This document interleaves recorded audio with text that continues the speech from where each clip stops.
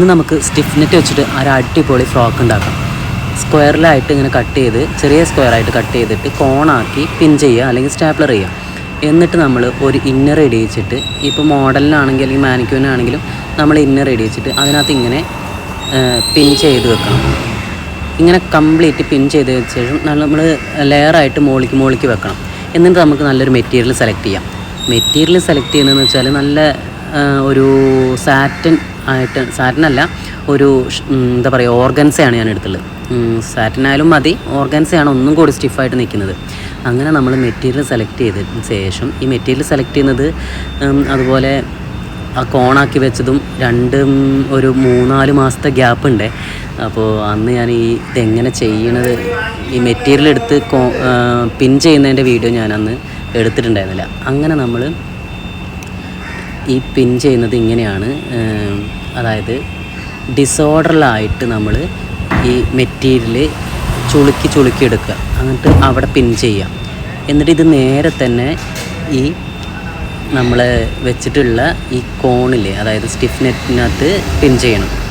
അങ്ങനെ നമ്മളിത് കുറേ അതായത് ഈ റോള് കംപ്ലീറ്റ് നമ്മൾ ഇങ്ങനെ പിൻ ചെയ്തെടുക്കണം. ഞാൻ അതിൻ്റെ ഫുൾ വീഡിയോ ഇതിനകത്ത് പെടുത്തിയിട്ടില്ല, വീഡിയോ ചുരുക്കിയുള്ളൂ.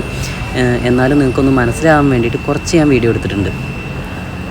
അങ്ങനെ നമ്മൾ ഈ ഫുള്ളായിട്ട് ഇത് ഇങ്ങനെ ചുളുക്കി ഡിസോർഡറിലായിട്ട് പിൻ ചെയ്ത് വെക്കണം എന്നില്ല. പിൻ ചെയ്ത് നിങ്ങൾ നേരെ ഈ പറഞ്ഞ സ്റ്റിഫ് നെറ്റിനകത്ത് പിൻ ചെയ്ത് വെച്ചാൽ മതി. ഈ ചുളുക്കി സ്റ്റിഫ് നെറ്റിനകത്ത് ചുളുക്കി വെച്ചാൽ മതി. അപ്പോൾ ഇത് മൊത്തത്തിൽ എടുത്തിട്ട് ഞാൻ ഈ മാനിക്യൂനിൽ സെറ്റ് ചെയ്യാണ്. മാനിക്യൂനിന് അതൊരു 2-3 മാസം മുന്നേ സെറ്റ് ചെയ്തിട്ടുണ്ടായിരുന്നു. അത് ഞാൻ റിമൂവ് ചെയ്തിട്ടുണ്ട്. ഇപ്പം ഞാൻ ആ വീഡിയോ എഡിറ്റ് ചെയ്യാൻ നേരത്ത് ഇങ്ങനെ ഒരു വീഡിയോ നിങ്ങൾക്ക് കാണാൻ വേണ്ടിയിട്ട് ഞാൻ ചുമ്മാ എടുത്തതാണ്. ഇതുപോലെയാണ് ഇങ്ങനെ പിൻ ചെയ്ത് വെക്കുന്നത്. നിങ്ങൾക്ക് മനസ്സിലാവും എത്രത്തോളം ഇതിൻ്റെ ഭംഗിയുണ്ട് എന്ന്. അങ്ങനെ നമ്മളിത് കൊണ്ടുപോയിട്ട് നമ്മുടെ മാനിക്യൂന് സെറ്റ് ചെയ്യാം. ഞാനിത് വീഡിയോ നിങ്ങൾക്ക് കറക്റ്റ് കാണാൻ വേണ്ടിയിട്ടാണ് ഇങ്ങനെ വെച്ചേക്കുന്നത്. ഇതിൻ്റെ ഔട്ട്പുട്ട് വരുന്നത് നല്ല അടിപൊളിയാണ്.